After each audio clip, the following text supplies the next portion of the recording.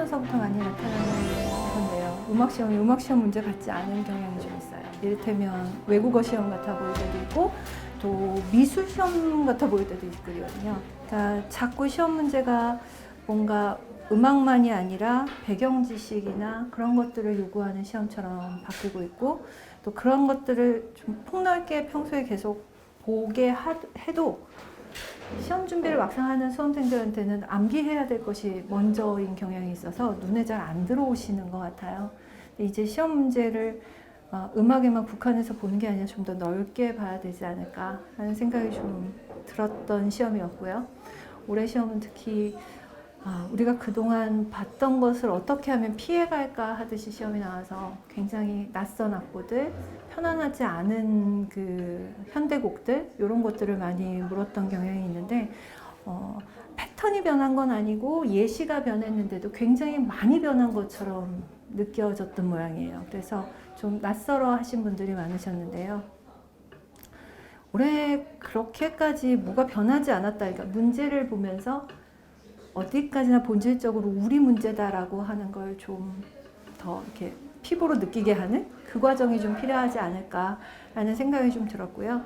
폭넓은 독서를 지금 하기는 어렵겠지만 적어도 어떤 가이드라인이 있는 다양한 책이나 뭐 그림 보는 거 이런 것들을 꾸준히 해나간다면 변화된 거에 적응하시기는 어렵지 않을 거라는 생각이 들었어요.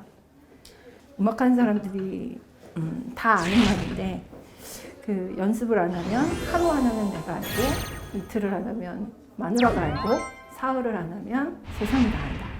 이게 번스타인이라는 그 작곡자이자 지휘자였던 분이 했던 말이에요.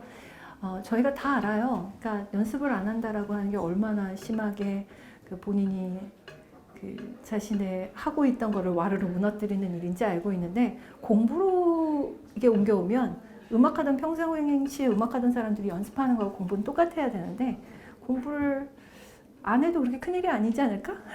착각을 하는 것 같아요. 근데 결국 똑같으니까 매일 조금씩이라도 일정한 양을 한다라는 사실이 굉장히 필요할 것 같아요. 그리고 시창 청음 같은 것도 똑같은데 딴에는 부지런히 한다고 뭐 일주일에 한 번 이렇게 이야기하는데 집중적으로 반복적으로 습관처럼 하는 게 제일 필요할 것 같아요. 슬럼프가 여러 차례 올 거예요. 미용 준비하면서 첫 번째 슬럼프는 1, 2월은 차라리 괜찮은데요. 3월부터 6월까지 저희가 좀 길게 호흡을 갖고 공부를 할 때 어려워지거든요.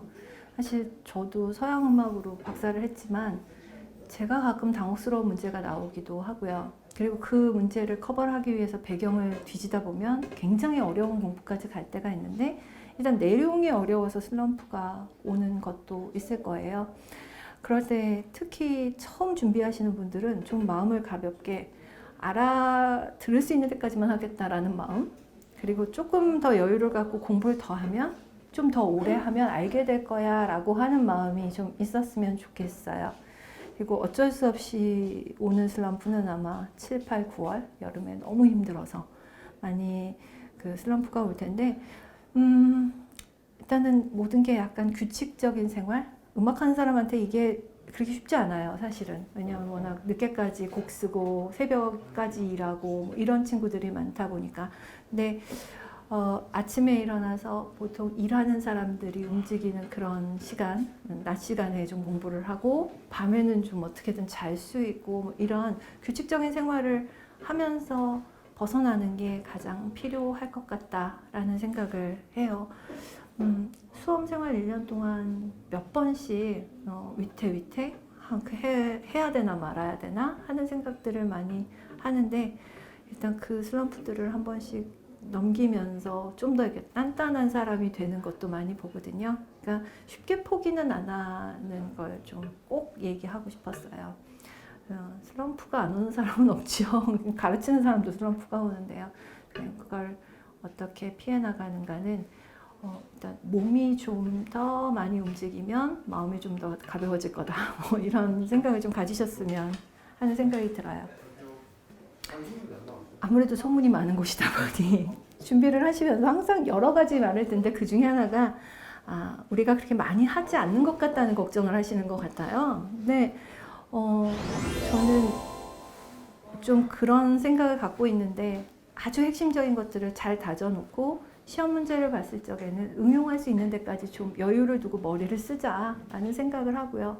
과연 1년을 다 합쳐놓고 봤을 때 제가 그렇게 허술하게 뭐 안 하는 건 아닌데 그때그때마다 내용을 좀 압축을 하다 보니 좀 덜하는 것처럼도 보이나 봐요. 그런데 좀 덜한다, 좀 작다, 내용이 없는 것 같아 라고 하신다면 구조화되어 있다라고 저는 자신 있게 말을 할 수 있고요. 그러니까 좀 불안감을 떨치는 것도 필요할 것 같고, 그리고 작은 양이라도 확실하게 보고 응용을 하고 인출을 하는 연습, 그걸 좀 하셨으면 좋겠어요. 물론 사람이 많은 양을 외울 수 있으면 좋겠지만 그걸 다 기억하지도 못하고 적절하게 끌어내지도 못하는 것 같아서요. 반대로 좀 생각을 해보시면 어떨까. 응용하는 공부를 좀 했으면 좋겠다라는 생각을 하고 있어요. 실기를 가볍게 생각하시면 안 되겠다, 정말로. 그러니까 저희가 항상 시험을 봐놓고 한 달 이상의 시간이 있다 보니까 실기 준비를 마치 그때 해도 될 것처럼 약간 느슨해지고요. 특히 슬럼프에 빠지거나 하면 할 게 너무 많아서 슬럼프에 빠지는 것도 있어서 공부는 눈앞에 닥친 거니까 하고 실기 준비를 안 하시는 경우들이 많은데, 아마 올해 실기가 어떻게 나왔는지 나중에 들어보시면 이게 하루아침에 되지도 않을 뿐만 아니라 각 분야의 국악 또 아니면 서양음악 각 분야에 아주 높은 수준까지 올라가 있다는 거 보시고 되게 놀라실 것 같아요. 그래서 실기를 좀 미리 충실히 준비를 하시는 게 올해 많이 필요하실 것 같고요. 다음에는 꼭 어떤 학원 이런 거보다 그냥 지금까지 해왔던 습관처럼 음악을 듣고 받아 적고 이러는 연습들은 혼자서나 아니면 스터디를 통해서도 하실 수 있으니 꾸준하게 하셨으면 좋겠다라는 게 좀 꼭 부탁드릴 말씀 중에 하나였어요.